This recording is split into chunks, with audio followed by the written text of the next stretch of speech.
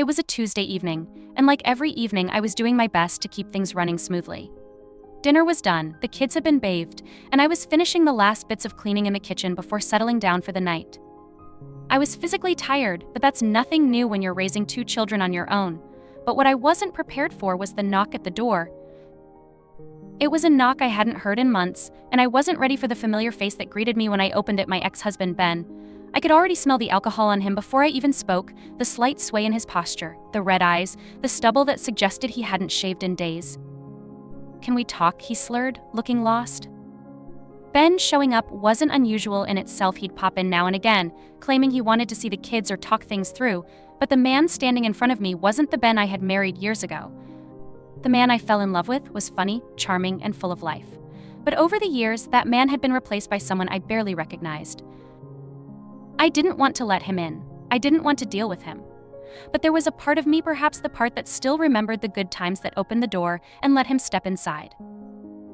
As Ben stumbled into the living room, I felt that familiar weight settle on my chest, the one that came whenever I had to deal with his addiction.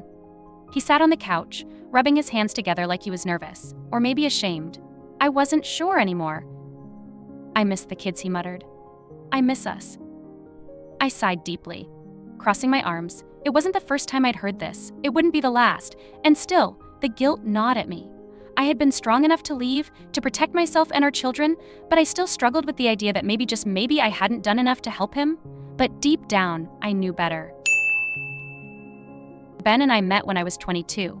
At that age, I had so many dreams and hopes for the future, and when I met him, I thought he was the one I would build that future with. He was charismatic, the life of the party, and everyone loved him. He made me feel special in a way no one else had. It didn't take long for us to fall head over heels for each other. For a while, things were perfect. We'd stay up late talking about everything and nothing. We'd go on spontaneous trips, and the future seemed bright. We got married after 2 years of dating, and soon after I found out I was pregnant with our first child, Emma. That's when things started to change. The stress of preparing for a baby weighed on Ben. I could see it in his eyes, the way he started drinking more after work, the way he seemed more distant. But I told myself it was just a rough patch, that once the baby was born, things would go back to the way they were. I wanted to believe that he would step up when it mattered most. But Emma's birth didn't change things. If anything, it made them worse. Ben started drinking even more. He would disappear for hours, sometimes not coming home until late at night, reeking of alcohol. I'd ask him where he'd been, and he'd brush me off or get defensive. When our second child, Jacob, was born, I was already doing most of the parenting on my own. Ben wasn't there for the late-night feedings or the diaper changes. He wasn't there for the milestones, the first steps, the first words. And when he was there, he wasn't really present. He was either hungover or too distracted to care. I tried everything. I suggested therapy. I asked him to cut back on drinking. I begged him to get help, but nothing worked. He always had an excuse. "Work is stressful," he'd say. "I just need to unwind." But it wasn't just work. It was his inability to face life's challenges without turning to alcohol. For years, I held onto the hope that he would change. I stayed for the sake of our children, thinking that a broken home was worse than an unhappy one. But eventually, I realized that staying was hurting them more. They deserved better. I deserved better. The final straw came when Jacob was 4 years old. Ben had promised to take the kids to the park, a rare offer from him. I was hesitant, but the kids were excited, and I wanted them to have some time with their father. So I agreed. He was supposed to pick them up at noon. By 2 p.m., he still hadn't shown up. I called him, but there was no answer. The kids kept asking where Daddy was, and I didn't have an answer for them. By 4 p.m., I knew something was wrong. I finally got a call from one of Ben's friends. He had found Ben passed out drunk in his car at a bar across town. The kids never got to go to the park that day, and I had to explain to them, once again, why their father wasn't there. That was the moment I knew I had to leave. I couldn't let my kids grow up thinking that this was normal, that this was what they should expect from their father. I filed for divorce the next week. Ben didn't fight it. I think he knew he had pushed me too far. We agreed on joint custody, but it wasn't long before it became clear that he couldn't handle it. He'd miss visits, show up late, or arrive drunk. I couldn't trust him with the kids, and eventually he stopped trying. Life as a single mom wasn't easy. There were days when I felt like I was drowning trying to balance work, the kids, and the weight of being the sole parent. But in many ways, it was better than living with Ben's addiction. At least now, I didn't have to worry about him stumbling home drunk or making empty promises to the kids. The hardest part was explaining to Emma and Jacob why their dad wasn't around as much. Emma, being the older of the two, understood more than I wanted her to. She had seen too much for her young age. I tried to shield her from the worst of it, but kids are perceptive. She knew her father had a problem, even if she didn't fully understand it. Jacob, on the other hand, was still too young to grasp the situation. He'd ask me when Daddy was coming to visit, and each time my heart would break a little. I didn't want to lie to him, but I also didn't want to hurt him. So I'd tell him that Daddy was busy, that he couldn't come that day, but that he loved him very much. It wasn't the whole truth, but it was the best I could do.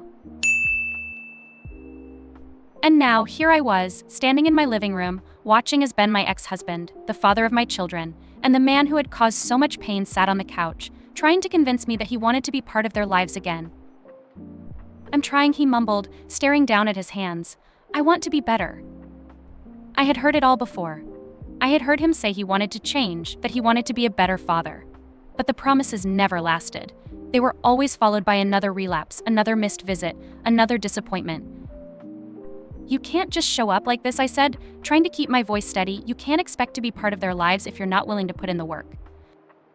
He looked up at me, his eyes filled with a mix of sadness and regret. "I know I've messed up," he said, "but I love them. I love you."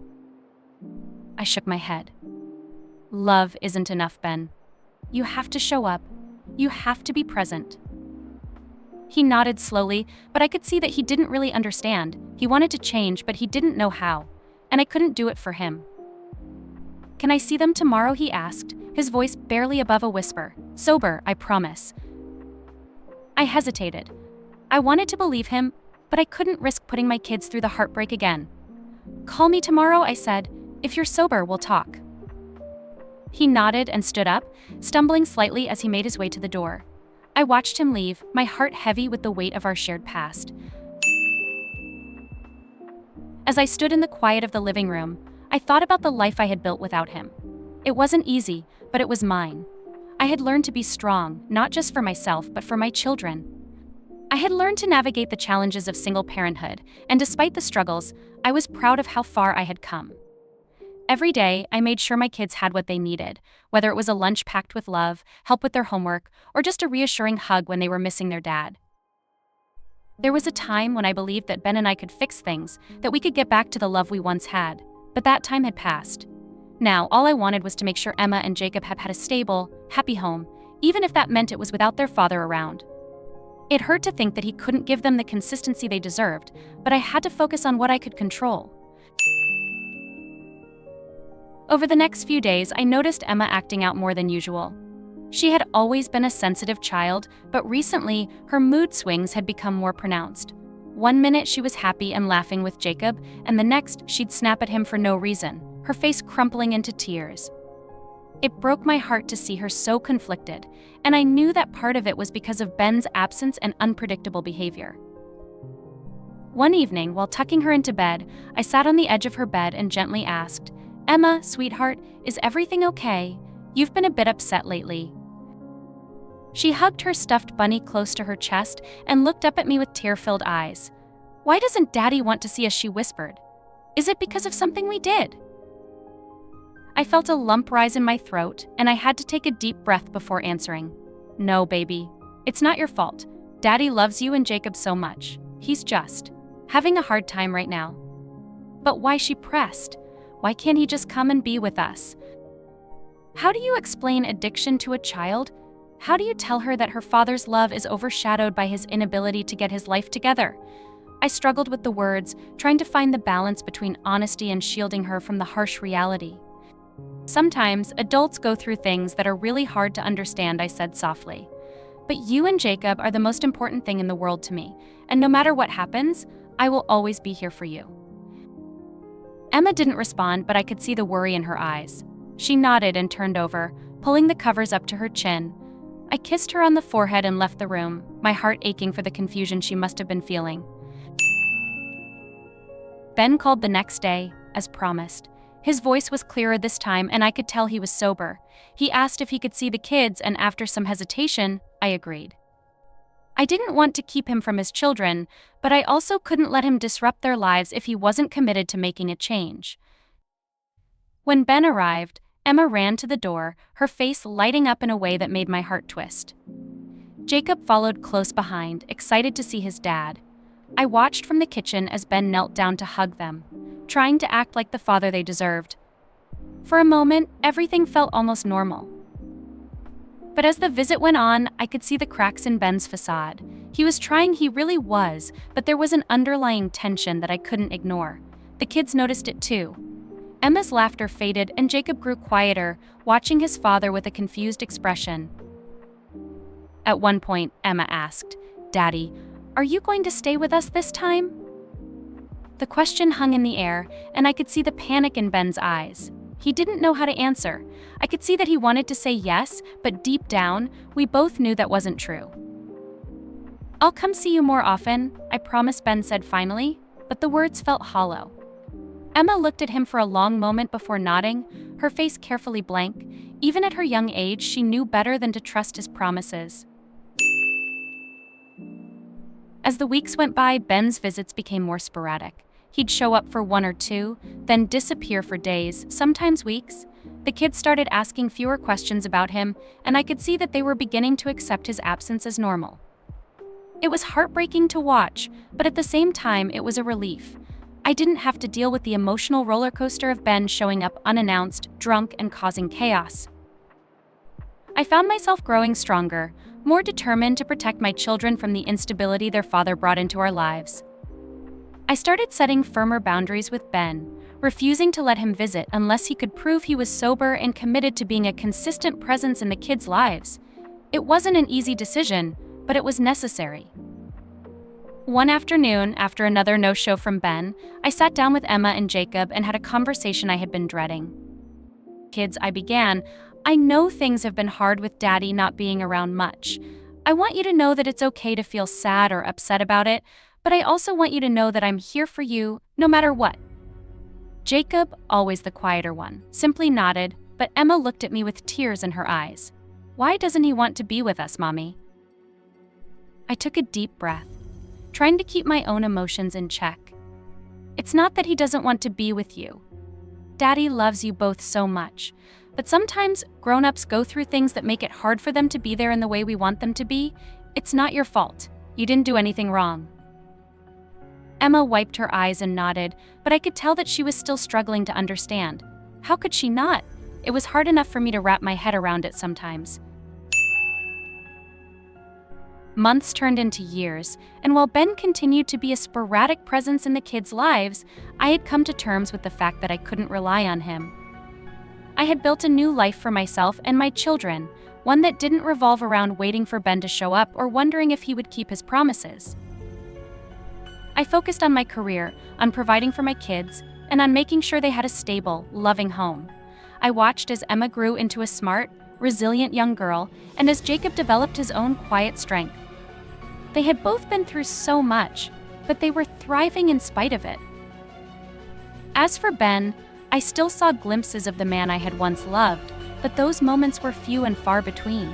He continued to struggle with his addiction, and while I hoped that one day he would get the help he needed, I knew that I couldn't wait around for that to happen. I had to keep moving forward, for the sake of my children and for myself. Looking back on everything, I realized that I had spent so many years trying to fix Ben, trying to make our family whole. But in the end, I learned that you can't fix someone who doesn't want to be fixed. And sometimes, the best thing you can do for your children is to let go of the people who are hurting them. It wasn't easy being a single mom, but it was worth it. My children were my world, and I would do anything to protect them, even if it meant making the hard decisions. Ben may never fully understand what my life is like now, the challenges I face, or the strength it takes to keep going. But that's okay. I don't need him to.